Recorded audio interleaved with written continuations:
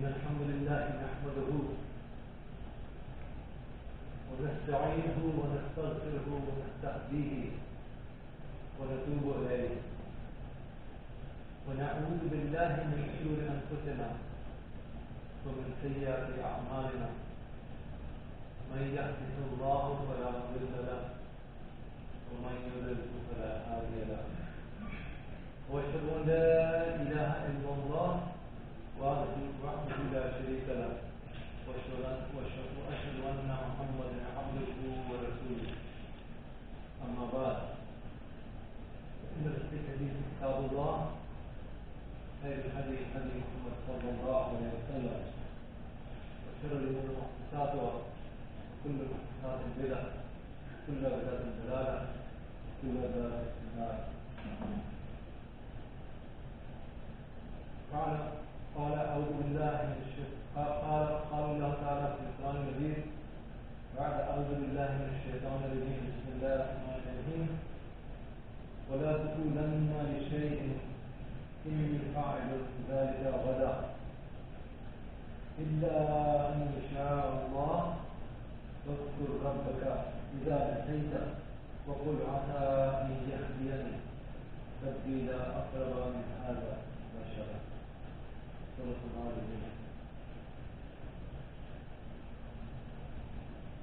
We have benefited immensely from one of the most amazing surahs in the Quran, which is Surah Kahf, special surah that the Prophet ﷺ used to recite and exhorted us to recite on Yawm al-Jum'ah.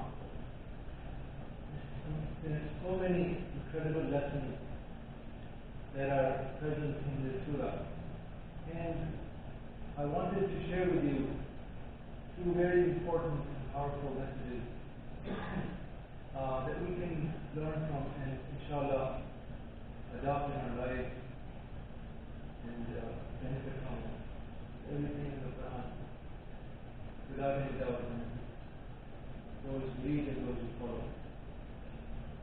So Allah SWT says in Surah Kahf, verse number 23, and I recited the verse for you.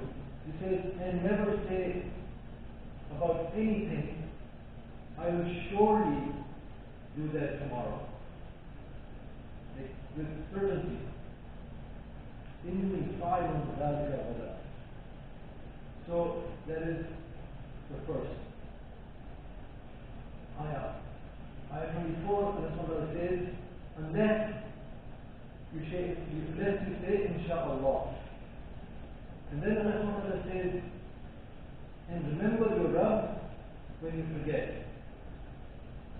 And say that my Rabb will guide me to what is nearer, always to the truth, and right conduct than this. And inshallah we will elaborate on this.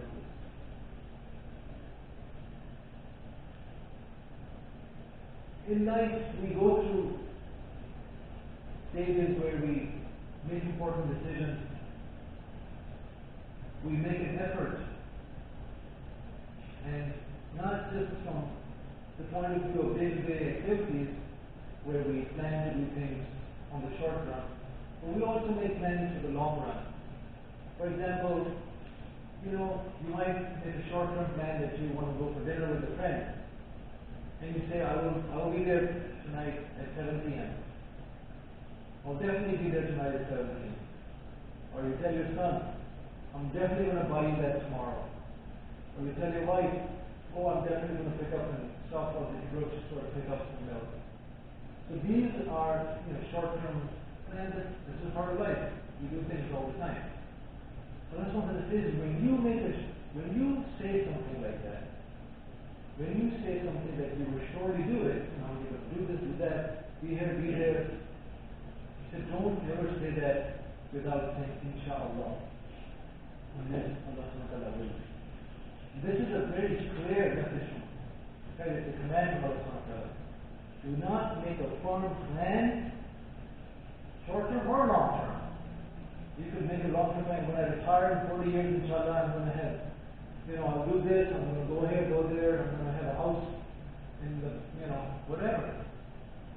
Whether it's short term or long term, do not make firm plans, definitive plans without remembering Allah subhanahu wa ta'ala. And there's great hikmah in this, because sometimes, we think that everything is from us. And this is the aspect of the balance that I wanted to talk about. And this aspect, this part of the verse. So first of all, the message is clear. The first message, the first lesson is, let's remind ourselves that when we do something, when we plan to do something, either the trivial, short term or long term, do not say unless you say Innshallah. And we're in the habit of doing that. MashaAllah, we do. We do for the most part, but I forget, and I'm sure I keep just reminding my son. He keeps making these big elaborate plans at college, and I say, Sabi, Innshallah, Innshallah. Yes, Innshallah, Innshallah. So, we need to remind ourselves, we need to remind our children, and our, of course, your close relatives, or whoever you can remind. Of course, if it's a stranger, you can't do that. Sometimes you can, but it depends on your level of comfort with that person. You need to remind them also. Say Inshallah. Don't forget to do that. Because it's actually a command from Allah. It's a big deal. To make this firm command that I'm firm conviction, I'm going to do this today, tomorrow, and not say Inshallah, you're actually going against what Allah asked you to do. The first point. Remember to do that. But the other aspect of the balance is that, we make plans. We make long-term plans about going to college. And we need to do that.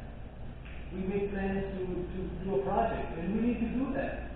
Where at work, your boss gives an assignment and says, you need to finish this by, 2 weeks.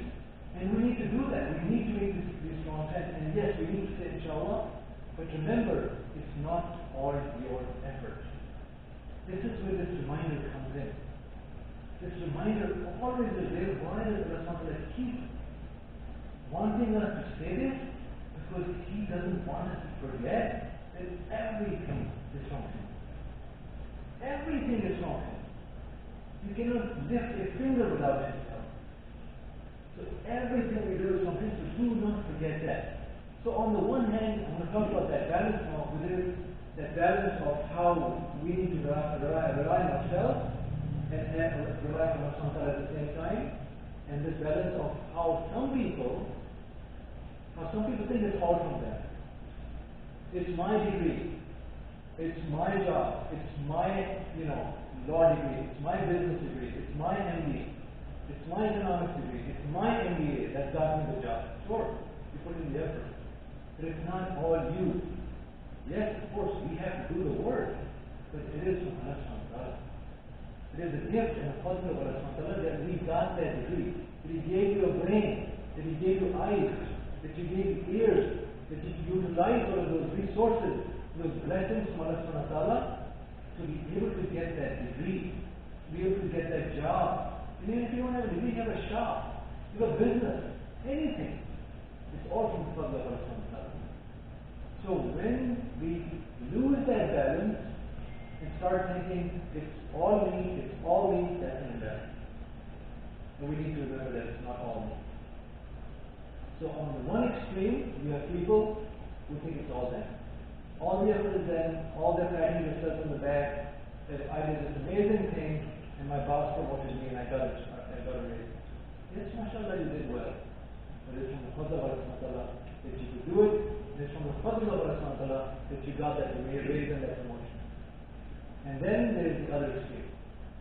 The passive people who say, oh, I'm too weak, oh, I'm too helpless, it is all from Allah, everything will be from Allah, I don't have any control of anything. And then they don't do anything, and they're waiting for Allah to just send one of them from the sky.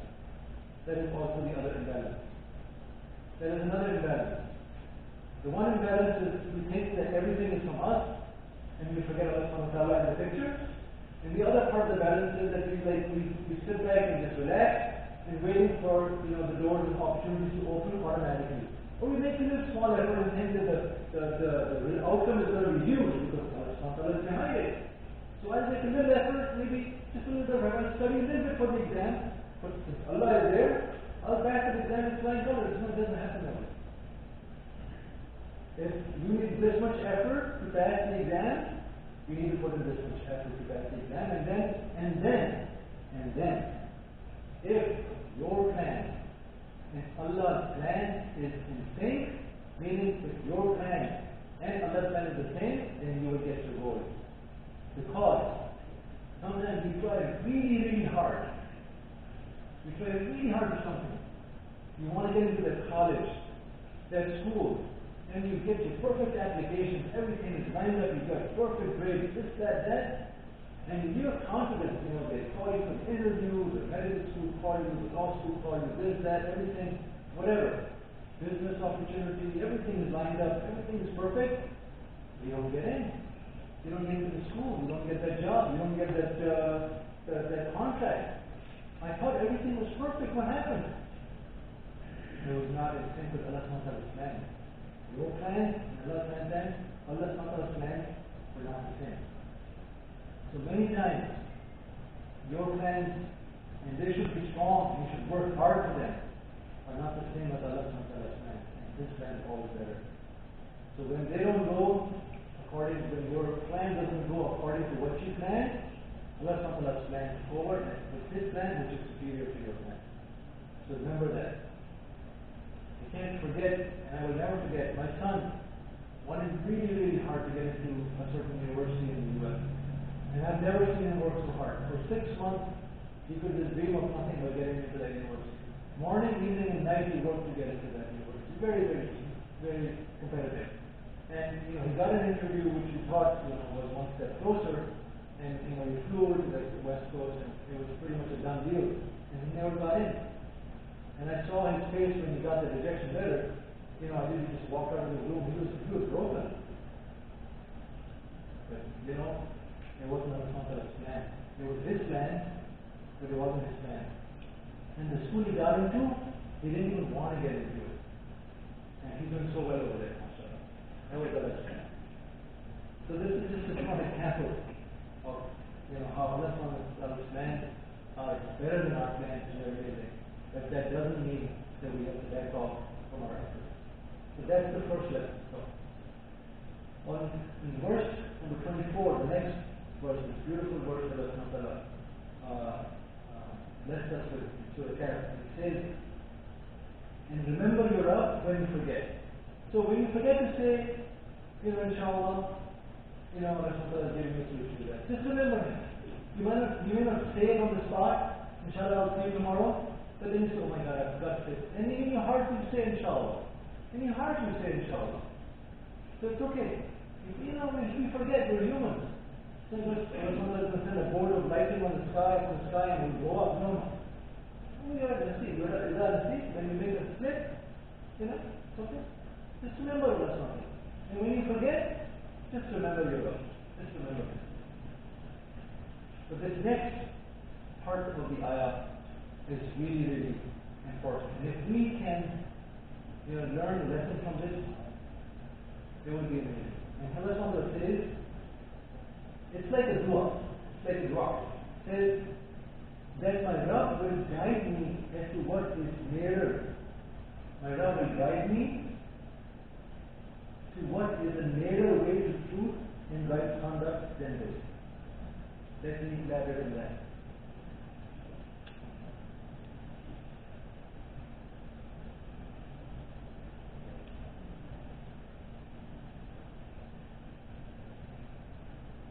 We need to understand this is a verse of hope.